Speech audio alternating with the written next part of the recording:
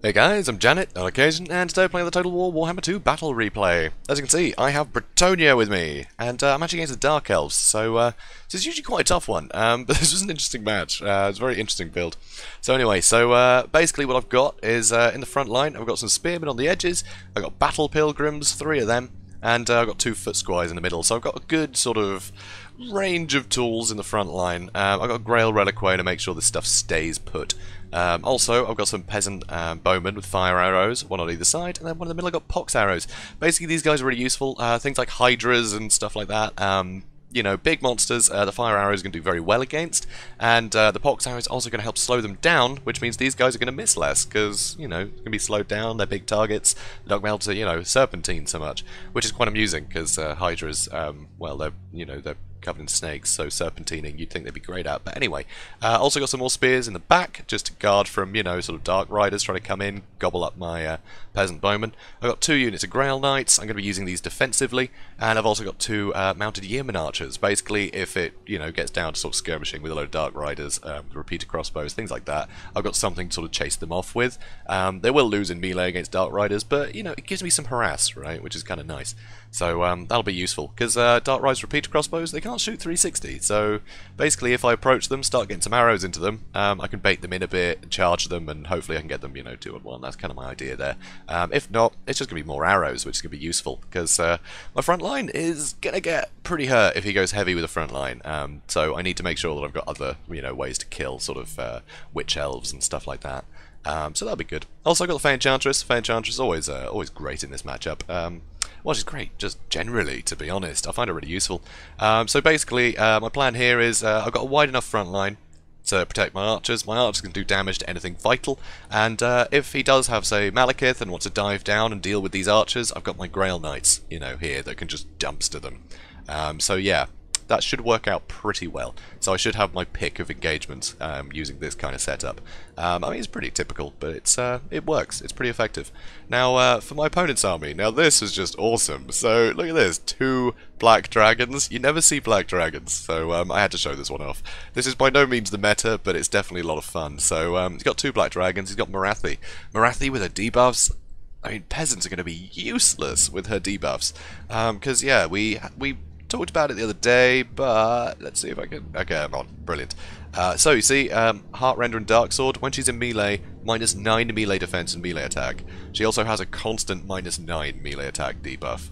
So that's going to be -18 melee attack on my peasants. So let's see, Battle Pilgrims, that'll put them down to around 20. That'll put them...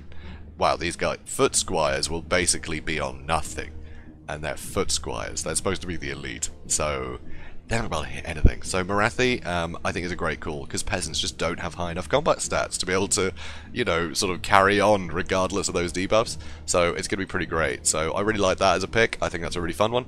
So over the front line, I'm getting some archer fire on Black Ark Corsairs, because these guys don't have shields. Yay! So 3 of them, these guys will chew through any peasants. They're anti-infantry, and they're just better. So these guys are going to really hurt. He's got some dread spears to guard against cavalry, and also he's got a load of blackguard, which will actually defeat any peasants, as well as being very formidable against cavalry. You've basically got to hit them from every side if you're going to deal with them with cavalry. You've got to just shut them down as quickly as possible. Any prolonged combat, and these guys are just going to kill, you know, so much cav. So anyway, I'm going to speed things up. So here you see I'm actually getting some really good fire on this black dragon. So that's pretty great, actually. These peasant archers, they are very cheap. 450 each, I believe.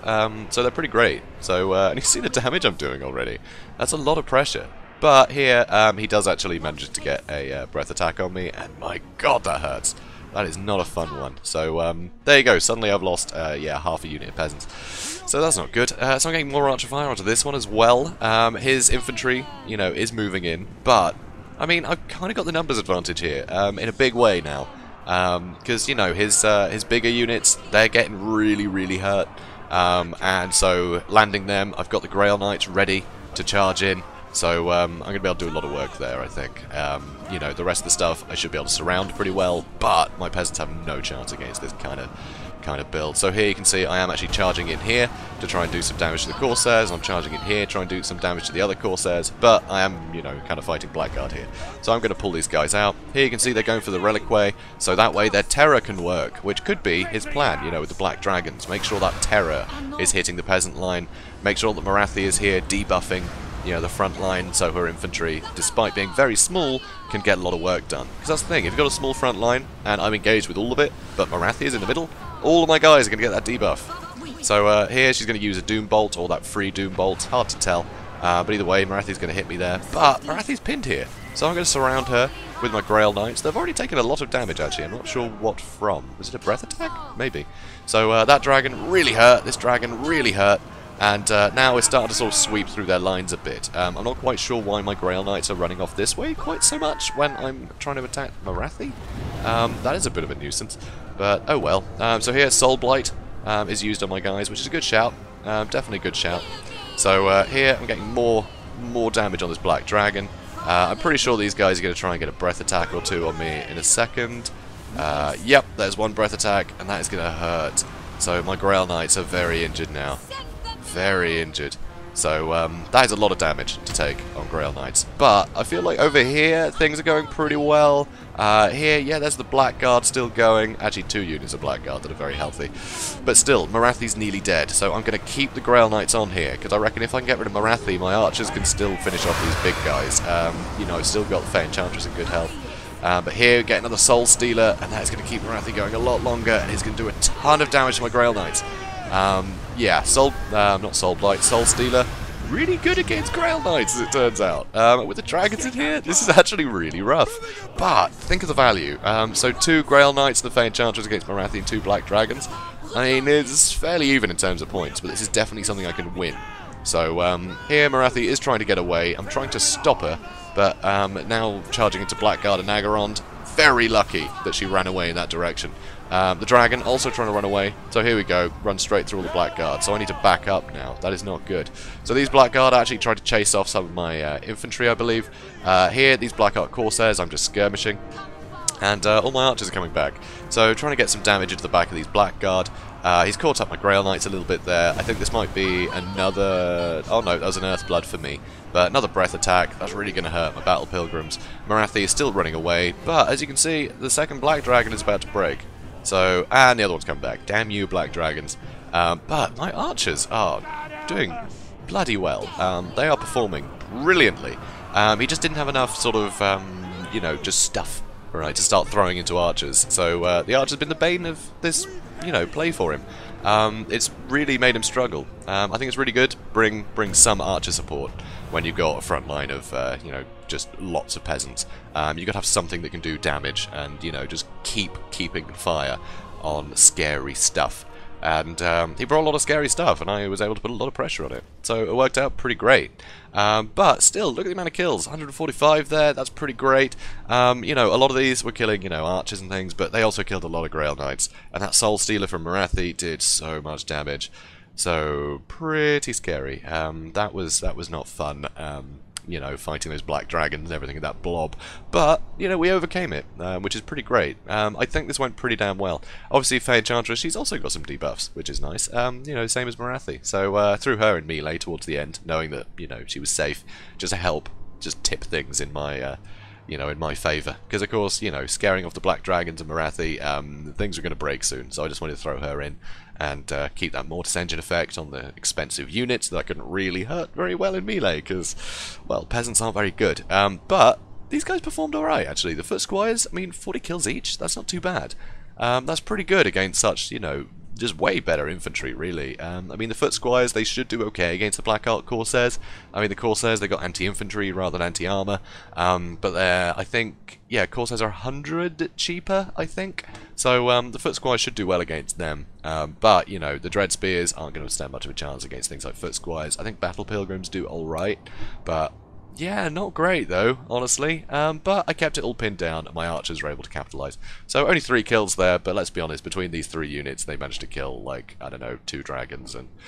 Well, actually Morathi just got killed by Grail Knights, but it worked, you know, it worked out pretty well. I'd love to see this build against a slightly more conventional army, but Yeah, I haven't had the chance to yet. Yeah, it takes time to do battles, guys. It takes time. So finding, specific replays, it's kind of impossible unless I stage it, and you'll know. You guys are too clever. So, yeah, I mean, I think it's fun. I think it's fun. I like this build. I think having that missile pressure is a huge help, but it does make me think the Dark Elves, when you're going against Bretonnia, you do need some light cav. You can outrun any of the, Bretonnian cavalry with Dark Riders, so I think that's worth doing.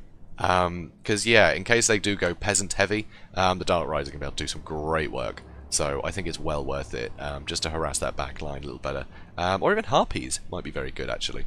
They're a bit cheaper, but you got something flying that can just charge into the back. And, what do you send at Harpies? You have to resort to something quite expensive to get rid of them quickly. Because peasant archers are so fragile. They're going to die very quickly in melee. So, the Harpies don't need to be there long. Suddenly you've got to throw very expensive units at them to shut them down quickly to try and save the archers. It's not going to go well. While that's happening, you've got other stuff like a dragon, maybe, charging to the front line. It's tough, but I think just having Dark Riders is too useful against Bretonnia, especially with the repeater crossbows, because they're still fantastic in melee. Just as good as Dark Riders, but armor-piercing missiles, if you end up having to cower behind your back line, you could just be firing at cavalry, expensive Bretonnian cavalry. So I'd say it's pretty great. So anyway, guys, I hope you enjoyed this. If you did, please do comment, like, and subscribe, and I will see you in the next one. Have a good day, guys.